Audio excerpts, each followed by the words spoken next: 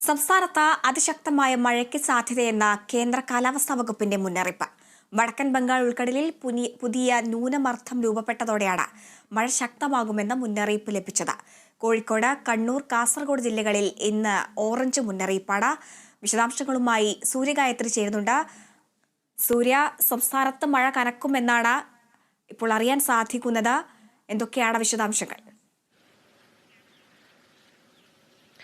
അടുത്ത 2 ദിവസവും കൂടി സംസ്ഥാനത്ത് അതിശക്തമായ മഴ പെയ്യുമെന്നാണ് കേന്ദ്ര കാലാവസ്ഥാ വകുപ്പ് നൽകിയിരിക്കുന്ന മുന്നറിയിപ്പ് എന്ന് പറയുന്നത്. ബംഗാൾ ഉൾക്കടലിൽ ന്യൂനമർദ്ദം രൂപപ്പെട്ടിട്ടുണ്ട്. അതുപോലെ തന്നെ ഗുജറാത്ത് തീരം മുതൽ കർണാടക തീരം വരെ ന്യൂനമർദ്ദ പാത്തിയും സ്ഥിതി ചെയ്യുന്നുണ്ട്. ഇതിന്റെ സ്വാധീന ഫലമായിട്ടാണ് വരുന്ന 2 ദിവസം കൂടി സംസ്ഥാനത്ത് അതിശക്തമായ മഴ പെയ്യുമെന്നൊരു മുന്നറിയിപ്പ് കേന്ദ്ര കാലാവസ്ഥാ വകുപ്പ് നൽകിയിരിക്കുന്നത്.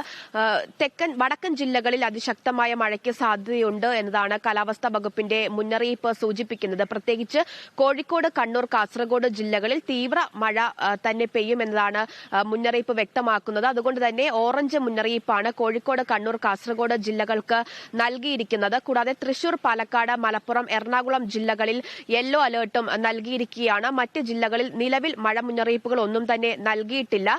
മഴ വരും മണിക്കൂറിൽ ശക്തമാകുന്ന സാഹചര്യം പൊതുജനം ജാഗ്രത പാലിക്കണമെന്നും കാലാവസ്ഥാ വകുപ്പിന്റെ നിർദ്ദേശത്തിൽ പറയുന്നുണ്ട്.